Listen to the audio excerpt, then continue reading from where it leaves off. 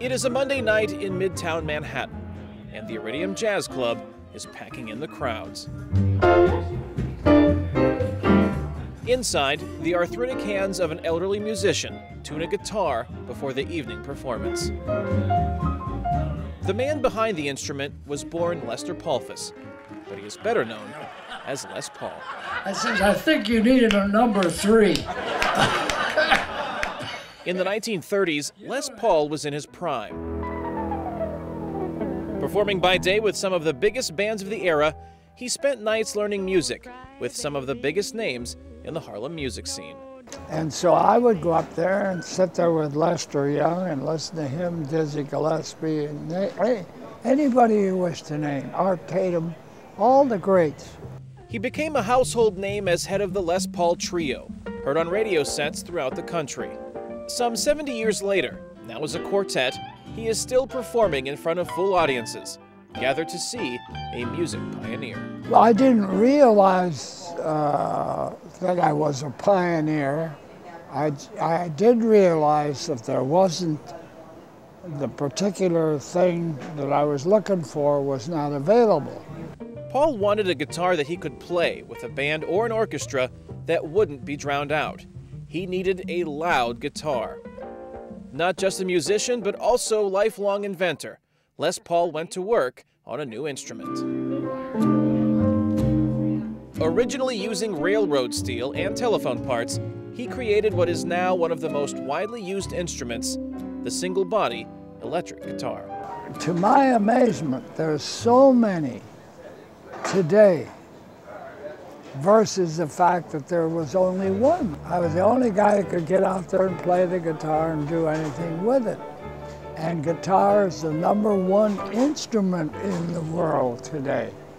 When I was a kid, it was the piano.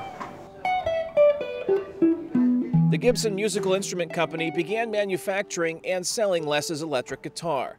The Gibson Les Paul continues to be a top seller and preferred instrument of many musicians. My electronics was half of my life, and the other half of my life was music. And I found they married each other. You needed both of them to do what happened.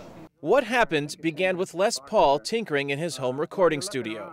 He combined recordings of different guitar sounds, blending in the voice of his wife at the time, singer Mary Ford. Somewhere there's music, how faint the tune. He then experimented with those tracks at different speeds and pitch and played them back simultaneously. The darkest night would shine. The method, called multi-track recording, created a sound that came to define pop music in the 1960s. It continues to be a staple in sound recording today.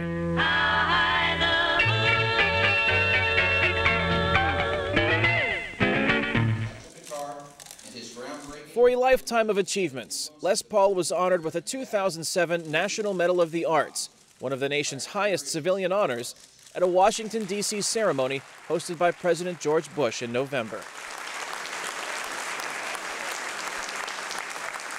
It was another milestone in a career this 1988 inductee into the Rock and Roll Hall of Fame promises is far from over.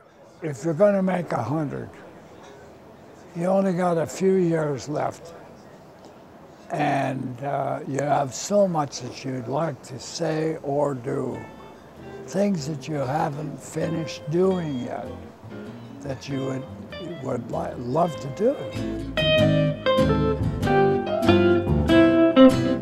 The town of Waukesha, Wisconsin is currently planning a permanent exhibit honoring its most famous citizen. The Les Paul Experience is scheduled to open there in 2010. The aging musician would then be 95 years old, and he hopes to be there to see it open. Kane Fairbaugh, VOA News, New York.